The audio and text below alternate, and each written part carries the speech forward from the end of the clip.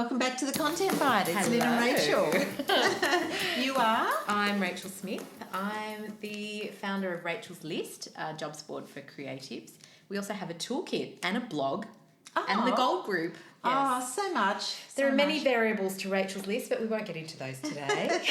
Who are you, Lynn? I'm Lynn Testonian. I'm a content creator, writer, journalist, whatever. Yeah, project manager sometimes I do even, yes. And hang on a minute, you're missing out a key part of your portfolio. You're a public speaker. I am a public speaker, yes.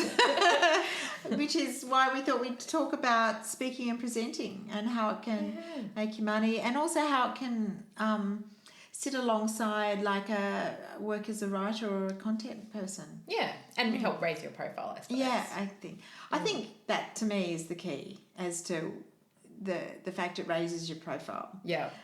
And people find you. It makes you more searchable. Yeah. So we're gonna be like Margaret and David on this one, aren't we? You love public speaking, don't I you? do. I like it. Well, I know it's really unpopular to say that. It makes me sound like sort of... I think it sounds a bit too sort of self-aggrandizement, you know. Mm-hmm. But I actually quite like speaking. But I've also done it a lot. When I was a magazine editor, we used to call it wheel out the editor. And so you'd be presenting all the time to key advertisers, groups, all sorts of things. So you start doing little bits. You might be in a meeting and then you do a PowerPoint and then suddenly you're presenting to a group at a Harvey Norman sort of in-store event, and then it gets bigger. And so I guess somewhere along the line I picked up skills and I lost the fear of it. So it doesn't worry me at all. Yeah. Okay. Oh, did you have the fear of it initially? Probably not. If you're truth, no, I don't think I didn't. Yeah, it's I've been speaking in public for as long as I can remember, so it's never stressed me. But that means I've also had to learn skills about it. I mean, anyone can speak, but you're not always great at it. So I've had to learn. Yeah. Well, I think that you are pretty good at it because I just saw your TED Talk. Oh, yes, I did a TEDx talk, which was on my bucket list. I always wanted to do that, and that's quite fun. That was quite tricky because it had really strict parameters. It had to be 18 minutes, and what really killed me was you couldn't use notes. Okay, right. And so you had to speak off the cuff, and I found that really hard to memorise a speech for 18 minutes. Yeah. And do you feel like you forgot anything? I did forget a few things. Yeah. Hopefully the audience didn't know, but I knew. Yeah. And I found that hard. So I had to, and I did a lot of work, and that was one of the hardest ones for me to do, even though I've probably given more than 1,000 speeches in my time, but that one was the hardest. It was a real step up for me to do that. Yeah. Wow. So what's next after you've done a TED Talk? A radio program, a podcast. A podcast, yeah. But I do think that speaking does raise your profile, and it puts you into the expert level. Yeah, absolutely. And I think it helps you charge a premium, which is what we want to do. Also make money, and it also helps you be easily found either on social media or within the industry, so people tend to ask you to work for them or present. And I've even picked up some coaching because of that. I think. Yeah. Oh, fantastic. People ask you to talk a lot though. They do. And you don't like it much, do you? I don't. No, look, I have done, I have done bits and bobs. Yeah, I've done... I kind of have been asked to do a mixture over the years, and I think the first thing I did was like an MEAA talk to Fairfax employees who'd been retrenched. Yeah. And I had to go on a panel with AAP and a few other sort of key editors across some of the big publishers. And I was there as the face of Rachel's List, sort of, this jobs board, talking about freelancing and getting into freelancing. And these were people that had, basically been just given a story told to write it.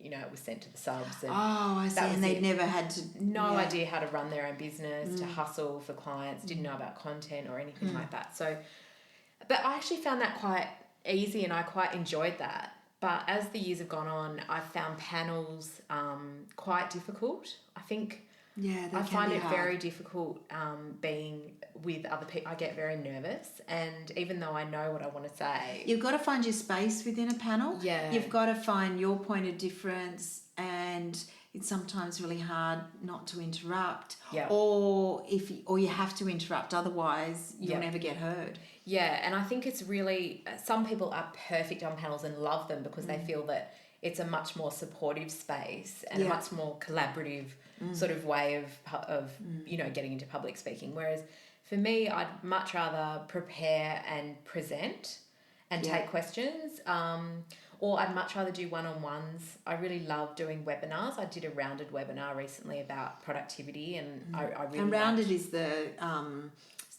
accounting software you use. Yeah. So I really love doing that. I have done a panel recently. I did Mumbrella Publish last year. Oh no, the year before that. And that was really great. I met some fantastic people doing that. But again, I found it quite draining, I think.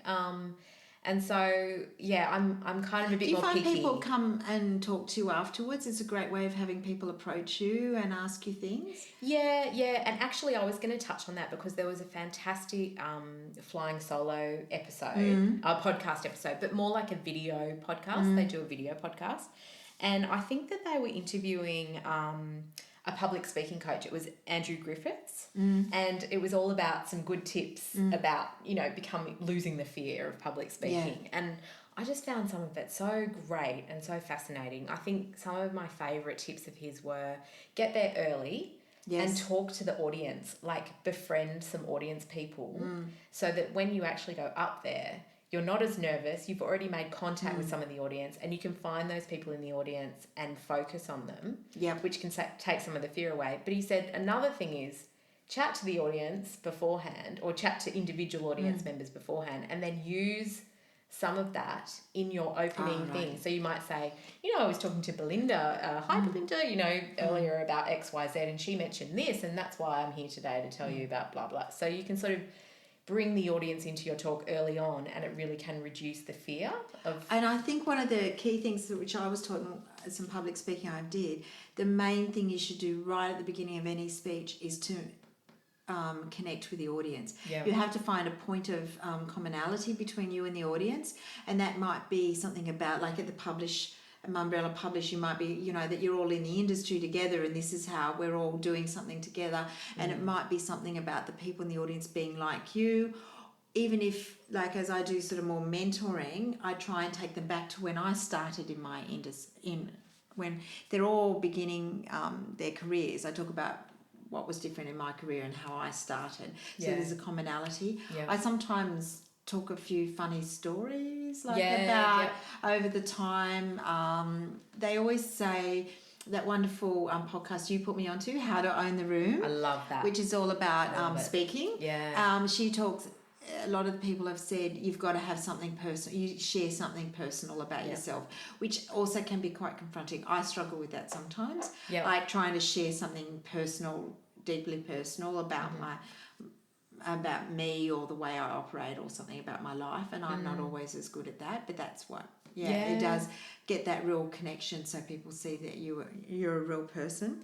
It's funny, isn't it? I mean, I think perhaps the more you do it, the better that you get at those sort of things. I think so. Like I've done lots of radio for promoting stories that I've written. So a lot of magazines would say, as part that story's done really well, can you promote it? So I'd have to go into all different radio stations and talk about it, particularly health stories that were sort of cutting edge or, anything to do with that. And I found that a little bit easier. Anything that I can sort of prepare for. I've done a lot of radio too, and actually this sounds terrible, but anyway, I'll share this story anyway.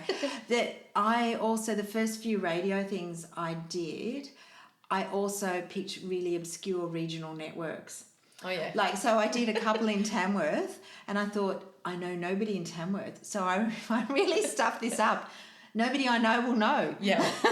So, and of course I didn't, but then and then it got easier, and I picked up all those sort of the radio skills with, it's like an out-of-town tryout. So that's what and I also did a couple of things with community radio right at the beginning, and they're really good too, because the risks feel lower, whether they are, and it's also good. You really learn. Every time you do something, you learn. The first time I did TV, somebody explained, look, I often wear dresses. I like dresses. don't wear dresses when you do TV because they have to put a microphone all the way up your dress.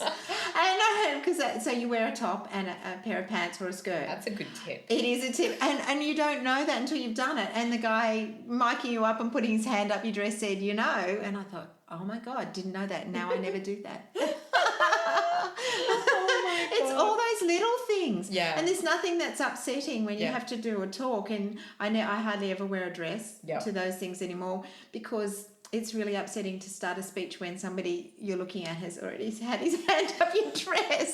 I don't know. So it's just stuff that you pick up. It's sometimes all those basic things. Yeah. Well, I would love any tips that can take me from being, because I call myself a nervous speaker that warms up. There should be an acronym for that. Because with all the masterclasses, I have to introduce everybody. And I am so nervous at the beginning. I don't know why. I'm just so nervous. And because I'm introducing other people, I'm not even talking really about myself. But then as the day goes on, I find I'm much more warmed up and I'm much happier, talking. So... yeah, it's really because tricky, you're a perfectionist and you like to have everything in place, whereas I'm so much more of a fly by the seat of your pants. Totally. Oh God, we're really over time, but let's just quickly talk about what speaking can pay. Well, that's the thing. It actually can be quite lucrative. Yeah.